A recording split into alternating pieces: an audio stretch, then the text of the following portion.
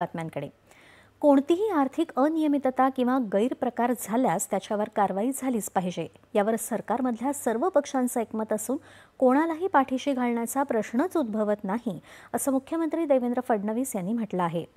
पुण्यातल्या कथित जमीन घोटाळ्याबाबत पत्रकारांनी विचारलेल्या प्रश्नाला ते आज नागपूर इथं उत्तर देत होते। या प्रकरणाच्या संदर्भात सगळी माहिती मी मागवलेली आहे। महसूल विभाग असेल, आयजीआर असेल, लँड रेकॉर्ड्स असतील, या संदर्भातली सगळी माहिती मी मागवलेली आहे। या संदर्भातले योग्य ते चौकशीचे आदेश देखील मी दिलेले आहेत आणि ही सगळी माहिती आणि जी काही प्राथमिक चौकशी आहे त्याच्या आधारावर या संदर्भात जी काही तुम्हाला सांगायचं ते मी सांगणार आहे।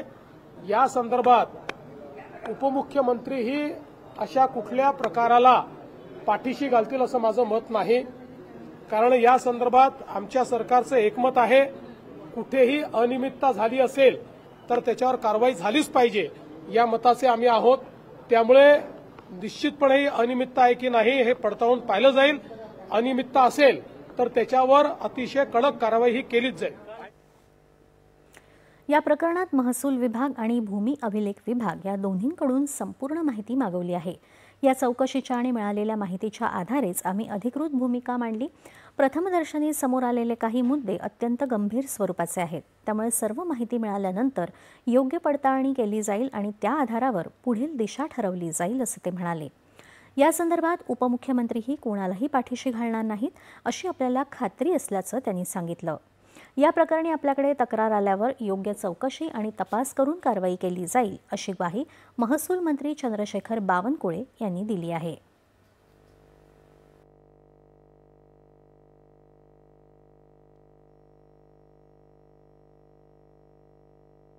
आतापर्यंत माझ्याकडे कुठलीही तक्रार प्राप्त नाहीये। आपल्याला चेक करावं लागेल की महारवतन जमिनीच्या कायद्यानुसार झालाय की नाही झालाय। मुद्रांक शुल्क माफीचा किंवा देण्याबद्दलचा कायदा आहे। उद्योग विभागाने कुठल्या सवलतीखाली त्यांना ती सवलत दिली आहे ते उद्योग विभाग तपासेल। 11 तारखेला अंजलीताई दमानिया माझ्याकडे ते घेऊन येणार आहेत, त्यावर माझ्याकडे मी हिअरिंग लावेल। पण दोन्ही केस मुद्रांक माफ का केलं आणि महारवतन जमिनी कायद्याने दिल्या का हे चेक करावं लागेल। उपमुख्यमंत्री अजित पवार यांचे पुत्र पार्थ पवार हे संचालक असलेल्या अमिडिया होल्डिंग्स या कंपनीनं तब्बल 1800 कोटी रुपये बाजारभाव असलेली जमीन केवळ 300 कोटी रुपयात घेतली असा आरोप काँग्रेस विधिमंडळ नेते विजय वडेट्टीवार यांनी केला आहे। आयटी पार्क आणि डेटा सेंटरसाठी सरकारच्या मालकीची जमीन अमिडिया कंपनीला देताना अवघ्या काही तासात उद्योग संचालनालयानं 21 कोटी रुपयांची मुद्रांक शुल्क माफ केल्याचा आरोपही त्यांनी केला आहे। देशाच्या घटनात्मक